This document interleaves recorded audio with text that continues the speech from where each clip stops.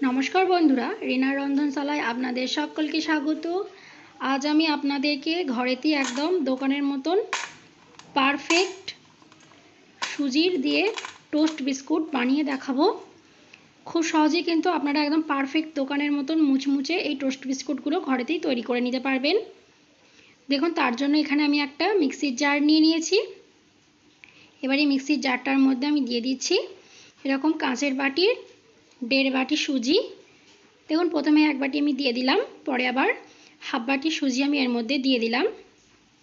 এবার আমি এর মধ্যে দিয়ে দেব চিনি। এখানে আমি ঠিক যতটা সুজি নিয়েছি তার 3 ভাগের 1 ভাগ চিনি দিচ্ছি।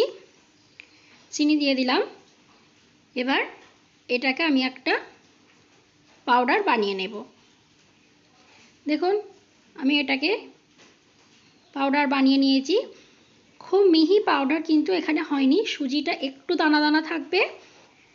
এই রকমভাবেই কিন্তু পাউডারটা তৈরি হবে, আপনারা দেখলেই কিন্তু বুঝতে পারবেন। এবার এটাকে একটা বাটি নিয়েছি, সেই বাটির মধ্যে আমি এই চিনি আর সুজির গুঁড়োটা নিয়ে নিচ্ছি। এবার আমি এর মধ্যে নিয়ে নিচ্ছি 1 চামচ মৌরি আর দিয়ে দিচ্ছি 1 চিমটি নুন। মৌরিটা দিলে কি হয়, এর সেন্টটা খুব ভালো হয়। যে শুকনো উপকরণগুলো প্রথমে আমি খুব ভালো করে মিশিয়ে নিচ্ছি। দেখুন, শুকনো উপকরণগুলো খুব ভালো করে মেশানো হয়ে গেছে। এবার আমি নিয়েছি হাফ বাটির একটু বেশি টক দই, মানে যতটা সুজি নিতে হবে তার অর্ধেকটা টক দই দিয়েছি। আর দিয়ে দিচ্ছি দুধ।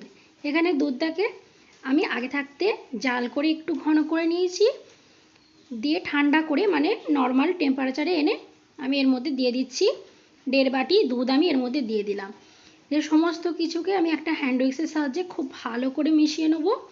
খুব ভালো করে মিশিয়ে নিতে হবে যাতে এর মধ্যে কোনো দলা ভাব না থাকে।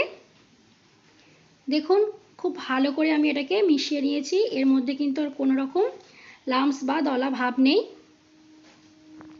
এবার এটাকে আমি ঢাকা দিয়ে 10 মিনিটের জন্য রেস্টে রেখে দেব। দেখুন, 10 মিনিট পর আমি ঢাকাটা খুলে নিচ্ছি। দেখুন, এটা কিন্তু আগের থেকে একটু ঘন হয়ে গেছে, কারণ সুজিটা একটু ফুলেছে।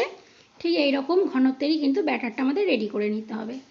এবার আমি এখানে নিয়েছি হাফ চামচ বেকিং পাউডার আর নিয়েছি 4 ভাগের 1 ভাগ বেকিং সোডা। দিয়ে সমস্ত কিছুকে খুব ভালো করে আবারও হ্যান্ড উইক্সের সাহায্যে মিশিয়ে নিচ্ছি। দেখুন, খুব ভালো করে মিশিয়ে নিয়েছি। বেকিং পাউডার আর বেকিং সোডা দেওয়ার ফলে এর মধ্যে একটু ফ্লাফি ভাব এসে গেছে। এবার আমি এখানে একটা কেক মোল্ড নিয়ে নিয়েছি। কেক মোল্ডটাকে এবার রেডি করে নেব। দেখুন, তার জন্য প্রথমেই আমি কেক মোল্ডটার মধ্যে একটু রিফাইন্ড অয়েল খুব ভালো করে ব্রাশ করে দিচ্ছি। দেখুন, কেক মোল্ডটার চারিধারে খুব ভালো করে ব্রাশ করে নিয়েছি।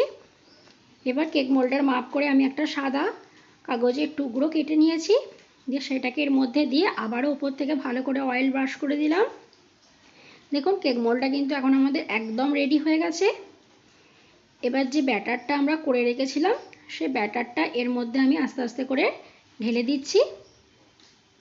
দেখুন, ব্যাটারটা দিয়ে দিয়েছি। এবার হালকা করে একটু 2-3 বার ড্যাব ড্যাব করে দিচ্ছি যাতে এর মধ্যে কোনো এয়ার বাবলস না থাকে। আর দেখুন, আগে থাকতেই একটা কড়াইয়ের মধ্যে স্ট্যান্ড দিয়ে আমি ফ্রি হিট করতে দিয়ে দিয়েছিলাম। এবার ওই ব্যাটার দেওয়া কেক মোল্ডটাকে আমি এর মধ্যে খুব ভালোভাবে বসিয়ে দিলাম, দিয়ে এবার ঢাকা দিয়ে দিলাম। দিয়ে গ্যাসের ফ্লেমটা একদম লোয়ে করে আমি ফিরে আসছি 30 মিনিট পর। আর দেখুন, যে লিডের যে ছিদ্রটা ছিল সেটাকেও একটা কাগজের টুকরো দিয়ে ঢেকে দিলাম।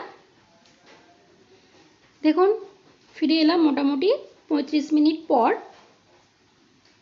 এবার আমি এখানে একটা ছুরি নিয়েছি। দেখুন, ছুরিটা দিয়ে আমি একটু চেক করে নেব যে কেকটা ঠিকঠাকভাবে হয়েছে নাকি। দেখুন, ছুরির গায়ে কিন্তু একটুও লাগেনি, তার মানে কিন্তু কেকটা পারফেক্টভাবে হয়ে গেছে। এবার একটা শাঁসি দিয়ে ধরে খুব সাবধানে এটাকে নামিয়ে রাখবো, দিয়ে খুব ভালোভাবে ঠান্ডা করে নেব। দেখুন, মোটামুটি 1 ঘন্টা মতন আমি এটাকে রেখে দিয়েছিলাম। এটা কিন্তু একদম ঠান্ডা হয়ে গেছে। এবার এটা থেকে আমি এটাকে ডিমোল্ড করে নেব। তার জন্য দেখুন, প্রথমেই ছুরি দিয়ে চারিধারটা একটু আমি এইভাবে ছাড়িয়ে দিচ্ছি, দিয়ে একটা প্লেটের মধ্যে এইভাবে উপর করে দিয়ে উপর থেকে 2-4 বার হালকা করে প্রেস করলেই কিন্তু এটা কেক মোল্ড থেকে খুব ভালোভাবে বেরিয়ে আসবে। আর দেখুন, পেছনের যে কাগজটা আমি দিয়েছিলাম সেটাও কিন্তু খুব ভালোভাবে উঠে যাবে। দেখুন খুব সুন্দরভাবেই কিন্তু উঠে গেছে। দেখুন খুব সফট আর স্পঞ্জি হয়েছে। এবার এটাকে আমি কেটে নেব। দেখুন যেহেতু এটা গোল, আমি যেহেতু চৌকো শেপ দিতে চাইছি, তাই জন্য প্রথমেই সাইড থেকে একটু কেটে বাদ দিলাম, দিয়ে এইভাবে একটা কেটে নিলাম, দিয়ে আবারও একটু সাইড থেকে কেটে দিচ্ছি। দেখুন এইগুলো কিন্তু ফেলবো না, এইগুলো কিন্তু কেকের মতন খুব ভালোভাবে খাওয়া যাবে আর খেতে কিন্তু ভীষণই টেস্টি লাগবে। দেখুন আমি ঠিক এইরকমভাবে কেটে নিচ্ছি, এইরকমভাবে পিস পিস করে সমস্তগুলোকে আমি কেটে নেব। দেখুন সমস্তগুলো আমার কিন্তু এরকম পিস পিস করে কেটে নেওয়া হয়ে গেছে। এবার এখানে আমি একটা থালা নিয়ে নিয়েছি। এই থালার মধ্যে এগুলো এইভাবে একটা একটা করে সাজিয়ে দিচ্ছি। দেখুন সমস্তগুলো সাজিয়ে দেওয়া হয়ে গেছে। আবারও কড়াইটাকে আমি ফ্রি হিট করে নিয়েছি। এবার থালাটাকে এইভাবে দিয়ে আমি ঢাকা দিয়ে দিচ্ছি, দিয়ে 10 মিনিট অপেক্ষা করব। দেখুন আরও একরকম পদ্ধতি আমি আপনাদের দেখিয়ে দিচ্ছি।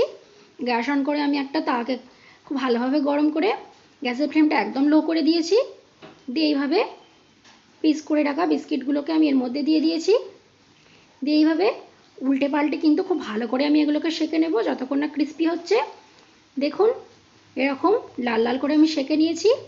এগুলো কিন্তু এখন একটু নরম আছে, ঠান্ডা হয়ে গেলে একদম ক্রিস্পি হয়ে যাবে।